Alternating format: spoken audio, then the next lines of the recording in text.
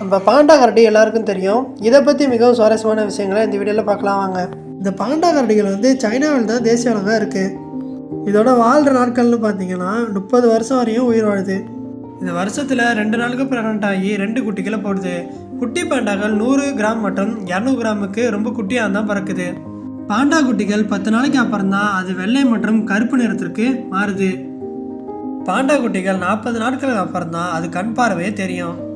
இது சாப்பிட்றதுன்னு பார்த்தீங்கன்னா மூங்கில தான். 25லேருந்து 35 வகையான மூங்கில்களை உண்கின்றன. இவை நல்ல நீச்சல் வீரர் மற்றும் சிறந்த மரையேறும் தன்மையினை கொண்டுள்ளது. 5 மாத வயதிலேயே பாண்டா குட்டிகள் மரையேற கற்றுக்கொள்ளுது. இவை ஒரு சோம்பேறியான விலங்கு.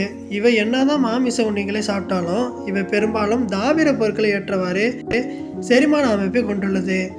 உட்கொள்ளும் மூங்கில்களில் 5/1 மட்டுமே ஜீரணிக்கிறது. இது பார்க்க என்னதான் அழகாக இருந்தாலும் ஆனால் இது ஒரு முட்டாளான விலங்கு தான்.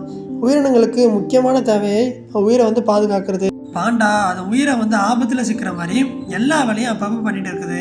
அதனால 24 மணி நேரமும் அதன் கண்காணிக்கிறதுக்கு ஆள்கள் வந்து இருந்துகிட்டே இருப்பாங்க. அதாவது மரம் உடையும் தெரிஞ்சு அந்த மரத்து மேலே ஏறுது, ஏறி கிளை உடஞ்சி மொந்துன்னு கீழே விழுவுது. இந்த க்யூட்டான பாண்டாக்கள் இப்போ மொத்தமாகவே 1800லேருந்து 2000 பாண்டாக்கள் தான் இருக்குது.